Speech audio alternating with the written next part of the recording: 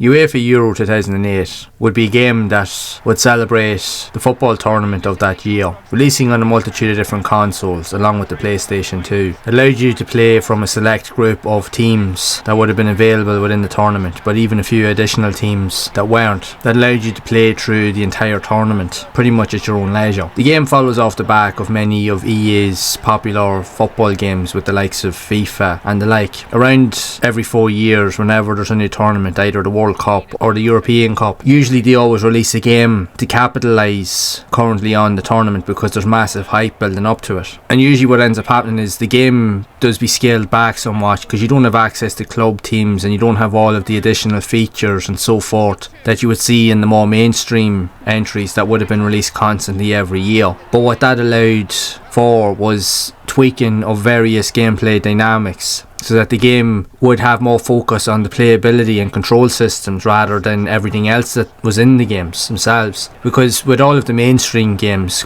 there was so much information and features involved that sometimes certain elements would either be overlooked or that they wouldn't get the same level of attention that they should have gotten, and as a result there would always be either glitches or there'd be certain elements of the game that just really weren't up to scratch in many regards. But with these one-off titles, the gameplay elements were the main focus, and a lot can be said, and the same is apparent here with this game. Yes, it doesn't have the same selection of teams, but what it does represent is reflective of its time, but it's also a decent football game to boot. Now, as we all know, football games are a dime a dozen. If you've played one, in many regards you've pretty much played them all, and most of them are very similar in how they play. There might be a few subtle tweaks here and now, but very little difference in that respect. But in saying that, there are some games that you might play that even sometimes are often overlooked, and in many cases, while they're not as polished as some other entries on these systems, they do play a lot better than you would expect. In some cases even better than the mainstream originals, or they're even easier to pick up and play, which you wouldn't normally expect. Because if we look back at the FIFA games from back in the day, even with more modern games, they could be tough to pick up and play for an absolute beginner,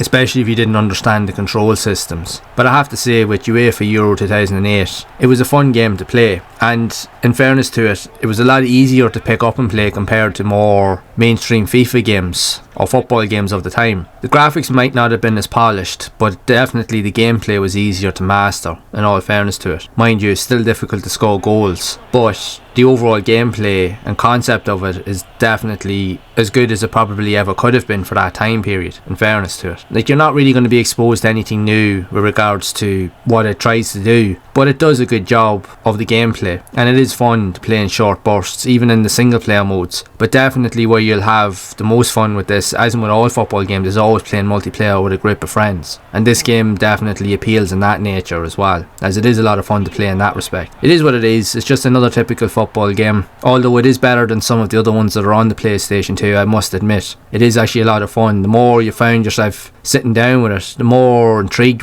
you were by it all the same, and you just wanted to keep playing it until you finished the game. It has a good balance of gameplay aesthetics, playability. The control system is very good. It's a good solid game, and definitely for me, from what I have played of it, definitely one of the most solid experiences in terms of football games on the PS2. So I would recommend you give it a try. Right, it may be an old game by today's standards, but that's not to say that it's not fun. It is actually a really good game. Now, I could go on and on about that, but at the end of the day, this is just another football title. It really depends on what you make of it, but there are fans that would have enjoyed this game back in the day, and even to many, this would be considered probably among their most favourite football games that they've ever played. So for that reason alone, it is worthwhile revisiting and just to relive that nostalgia all over again, if you are one of those fans. But I'd love to hear your thoughts of it and what you think of it overall. Is this a football game you would have played back in the day, or is this one of your all-time favourites on the PlayStation 2 in terms of soccer titles? It'd be interesting to see what games of this calibre that you are interested in, so be sure to share it down in the comments below. And if you would like to see more content around other types of soccer games that were also released on the PlayStation 2 that I've already covered on the channel, you can check out the playlist here on the screen to see more of those games in action. And I will see you all in the next one.